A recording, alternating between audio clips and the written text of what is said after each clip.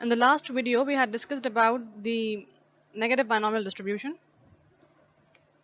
Now, in this video, we'll discuss about the negative binomial distribution example. अच्छा, यहाँ simple definition लिखी हुई है कि if repeated independent trials can occur in a success with probability p and a failure with probability q that is equal to 1 minus p, then the probability distribution of the random variable x और x क्या denote कर रहा है? The number of trial on which the kth success occurs. The number of trial यानी कि 7 जैसा पिछले example में था, और kth कौन है इसमें? 5 है. kth सक्सेस यानी कि वो 5th पेशेंट होना चाहिए, यानी कि 5th सक्सेस होनी चाहिए जिसपे क्योंकि उसको रिलीफ मिला है. अच्छा, इसको डिनोट हम कैसे करते हैं? क्योंकि ये नेगेटिव बाइनोमियल है तो b asterisk x k p, b के साथ आप स्टेरिक लगाएंगे. x क्या शो कर रहा है? Number of trials. k number of successes जो हमको चाहिए फॉर ऑन x ट्रायल्स, और p is the probability of success. x minus 1 यानी कि total number of trials minus 1, क्योंकि लास्ट ट्रायल तो आपको पता है वो आपकी सक्सेस ही होगी. और इसी तरह से नंबर ऑफ सक्सेसेस जो हैं उसमें से भी आप 1 माइनस करेंगे, क्योंकि आपकी टोटल नंबर ऑफ सक्सेसेस जो हैं वो अगर k हैं तो उसमें से आप 1 इसलिए माइनस करेंगे क्योंकि लास्ट आपकी जो है वो ऑलरेडी एक सक्सेस है जिसको आप छोड़ रहे हैं अभी, क्योंकि आपको मालूम है कि लास्ट जो है वो सक्सेस होगी. अच्छा, और probability of success to the power k, total number of successes इतनी होंगी, इसलिए आप उसकी प्रोबेबिलिटी ऑफ सक्सेस को उतनी दफ़ा मल्टीप्लाई कर रहे हैं जितनी नंबर ऑफ सक्सेसेस हैं. और Q यानी कि फेलियर, प्रोबेबिलिटी ऑफ फेलियर, उसको आप कितनी दफ़ा मल्टीप्लाई कर रहे हैं? x minus k, that is total number of trials minus the number of successes, that is the number of failures. तो प्रोबेबिलिटी ऑफ फेलियर को आप नंबर ऑफ फेलियर्स के उतना ही मल्टीप्लाई करेंगे. सो Q को की इसलिए हमारे पावर जो आई वो नंबर ऑफ फेलियर्स की पावर है.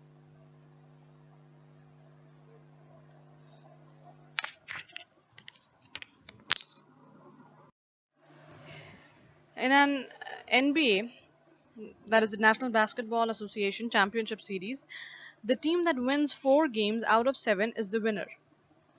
अब देखें, number of trials is 7 and number of successes is 4. यानी कि अब हमको 4 successes चाहिए, मगर ये नहीं पता कि कौन से नंबर ऑफ ट्रायल पे 4th आनी चाहिए. हमको कम से कम पता है कि भाई 4 गेम्स जो विन करेगा वो विनर होगा. अब 4 गेम्स जो विन करेगा तो वो यानी कि जो 4th ट्रायल होगा या तो वो हमारा रिक्वायर्ड हो सकता है. जो 4th ट्रायल है अगर उसमें एक टीम जीते जीते चारों शुरू के फर्स्ट जो गेम्स हैं उसमें अगर जीत जाती है तो वो टीम विनर कहलाएगी. फिर हमको मजीद 3 गेम्स की ज़रूरत नहीं पड़ेगी. ठीक है, तो पहले आपको क्वेश्चन पढ़ के ही समझना है कि कौन सा डिस्ट्रीब्यूशन की बात हो रही है, कौन सा केस है ये. तो इसमें आप देखें कि आपको total number of trials given है और उसमें से नंबर ऑफ सक्सेसेस में कोई एक में लिमिट करने की कोशिश कर रहा है वो आपको. So that means this is the case of negative binomial distribution. अच्छा, और चूंकि सक्सेस और ट्रायल्स दो ही आउटकम्स हैं इसलिए भी suppose that teams A and B face each other in the championship games and that team A has probability 0.55 of winning a game over team B. ठीक है, सिर्फ ये टीम A की probability of success of winning है 0.55. अच्छा, what is the probability that team A will win the series in 6 games? अब देखें, will win the series in 6 games मतलब ये कि हमको 7वें गेम की जरूरत ही नहीं पड़ेगी, तो उससे पहले ही टीम ए जीत जाएगी. अच्छा, अब देखें सॉल्यूशन में बी स्टेरिक फर्स्ट इज, पहला जो आपके पास वेरिएबल होता है उसका नाम होता है एक्स, नंबर ऑफ ट्रायल्स, जिसमें आपको अपनी रिक्वायर्ड नंबर ऑफ सक्सेसेस मिल जाएंगी. तो 6 गेम्स तो होने हैं क्योंकि यहाँ क्वेश्चन में लिखा हुआ है, तो एक्स आपका हो गया 6. अच्छा, नेक्स्ट जो वेरिएबल आता है वो होता है k, that is number of successes, required successes. अब आपको required successes कितनी है? क्योंकि टीम A को आपको विन करना है यानी प्रोबेबिलिटी फाइंड आउट करनी है दैट टीम ए विंस। तो टीम ए के विन करने की जो ऊपर कंडीशन लिखी हुई है वो ये है कि वो जो भी टीम को जीतना है तो वो उसको 4 गेम्स जीतने हैं। तो इसका मतलब ये हुआ कि 6 गेम्स में से 4 गेम्स तो टीम ए को जीतना ही है। So number of required successes यानी कि के सक्सेसेस वो है 4, तो के आ गया 4 और पॉइंट यहाँ थर्ड वेरिएबल होता है p, that is the probability of success. तो प्रोबेबिलिटी ऑफ सक्सेस यानी कि probability of winning of team A वो है 0.55। फॉर्मूला अप्लाई करेंगे आप x minus 1 c k minus 1। तो x minus 1 क्या हुआ 6 minus 1 5 and k is 4 तो k minus 1 3।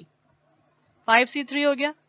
Probability of success to the power k आपके पास 4 है and probability of failure to the power x minus k।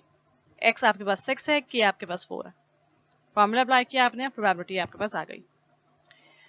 Part B, what is the probability that team A will win the series.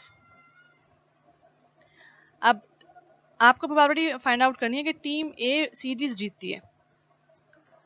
और अभी देखें अब कोई condition नहीं लिखी हुई, कोई खास इसमें इंस्ट्रक्शंस नहीं दिए हुए, तो इसका मतलब है कि आप जनरल जो रूल है उसको फॉलो करेंगे। और 7 आपके पास यहाँ गेम्स होते हैं, इसका मतलब है पार्ट बी में 7 गेम्स हुए हैं और उसमें से 4 टीम ए जीत रही है, क्योंकि प्रोबेबिलिटी आपको फाइंड आउट करनी है टीम ए जीतेगी वो गेम, ये सीरीज पूरी।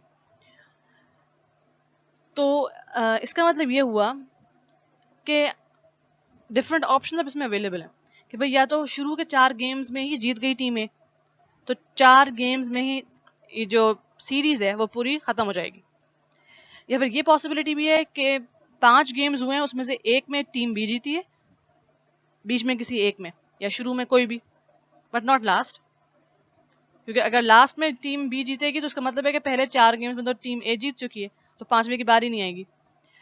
तो इसका मतलब ये हुआ कि बीच में कोई एक में टीम बी जीती है। तो अगर 5 गेम्स होते हैं तो अगर 5 गेम्स होते हैं तो उसमें से भी 4 को टीम ए को जीतना है। अगर 6 गेम्स होते हैं तो उसमें भी कोई 4 में से, मतलब 6 में से कोई 4 जो है वो टीम ए जीतेगी। और अगर 7 गेम्स होते हैं तो उसमें से भी कोई ना कोई 4 टीम ए जीतेगी। तो चूंकि आपके पास यहाँ कोई कंडीशन नहीं दी हुई, तो इसलिए आप इन सारी प्रोबेबिलिटीज का सम करेंगे, considering the total number of trials as 4 in the first case, second में 5, थर्ड में 6 और सेवेंथ और फोर्थ में 7।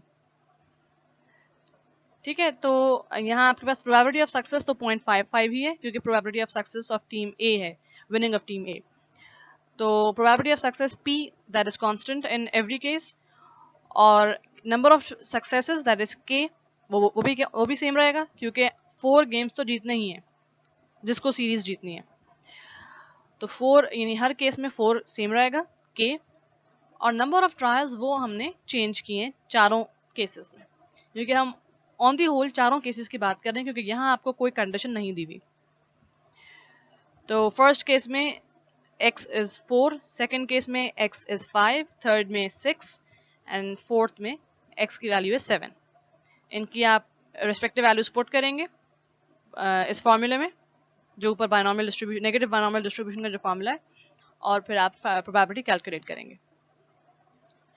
Okay, third part is if teams A and B were facing each other in a regional playoff series, which is decided by winning 3 out of 5 games, what is the probability that team A would win the series? अब देखें, ये regional playoff है, इसमें अब आपको condition नहीं, new condition दी हुई है, मतलब ऊपर की कंडीशन आप फॉलो नहीं करेंगे जो ऊपर लिखा हुआ है 4 गेम्स आउट ऑफ 7।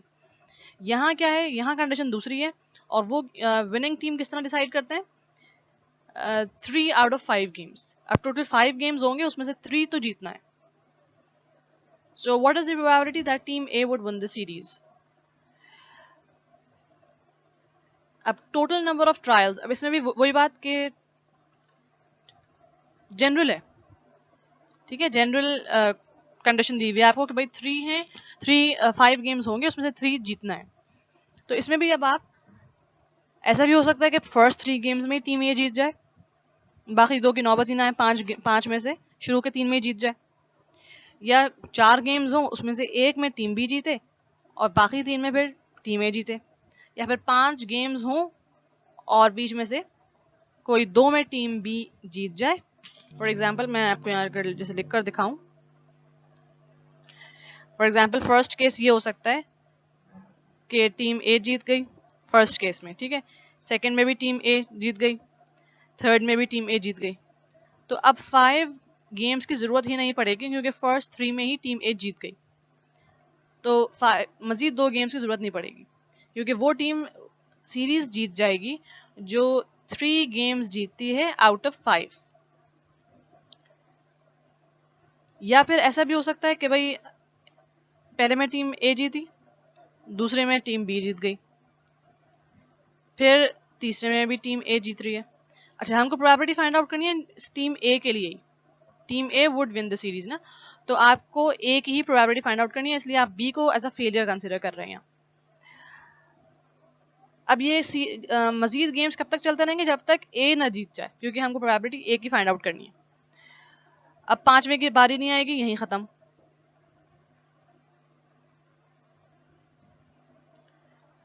या फिर ऐसा भी हो सकता है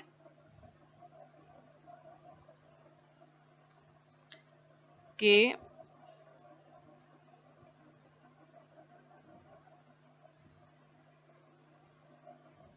एक में फर्स्ट में ए जीता था, सेकंड में भी, थर्ड में भी। अब फोर्थ गेम जो होगा वो उसमें ए जीतेगा। अब फिर एक और गेम चाहिए ए को जीतने के लिए, क्योंकि अभी 3 गेम्स नहीं हुए, 3 गेम जिसमें ए जीता हो। अब ये गेम हो गया, ठीक है। अच्छा, ये ऊपर वाले केस में 1 मिनट, यहाँ इसकी बारी नहीं आएगी क्योंकि यहाँ हो चुका है, ये वाला ए नहीं होगा। फर्स्ट केस में था तीनों गेम्स में टीम ए जीत गया। सेकंड केस में ये हुआ कि फर्स्ट में ए, सेकंड नंबर पे बी जीत गया, थर्ड और फिर फोर्थ की बारी आई और थर्ड और फोर्थ में भी ए जीत गया। तो इन टोटल ए अगेन 3 में जीत गया, तो फिफ्थ की बारी नहीं आई। और इस केस में फॉर एग्जाम्पल 2 में बी जीत गया, तो ए अब भी 3 में जीता है, इसमें 5 के 5 गेम्स हुए। ये तो इन सब का एक एक कॉम्बिनेशन है। अब इसमें भी हो सकता है कि बी फर्स्ट गेम पे बी हार जाए, तो वो आप फाइंड आउट कर लेंगे इस फॉर्मूले से। जब आप ये फॉर्मूला अप्लाई करेंगे तो उसमें सारे कॉम्बिनेशन जब अप्लाई करते हैं सी का कॉम्बिनेशन, उसमें ये सारे केसेस आ जाएंगे। मगर फिलहाल आपको कंसिडर ये 3 मेन केसेस करने, ये दीज 3 मेन केसेस। तो इन 3 मेन केसेस को हमने यहाँ डिस्कस किया। ये फर्स्ट केस था, ये वाला केस जो है जिसमें टोटल 4 गेम्स हैं और 3 में ए जीता है, ये वाला केस है। और ये जो लास्ट केस है जिसमें 5 गेम्स हुए हैं और इसमें ए जीता है, इसमें भी 5 गेम्स हुए, 3 सक्सेसेस हैं टीम ए के लिए। नंबर ऑफ सक्सेसेस कांस्टेंट रहेगा, सिर्फ नंबर ऑफ ट्रायल्स वो चेंज होते रहेंगे क्योंकि वो वेरिएबल है एक्स। वैल्यूज पुट करेंगे, आप फाइंड आउट करेंगे, आंसर आ गया।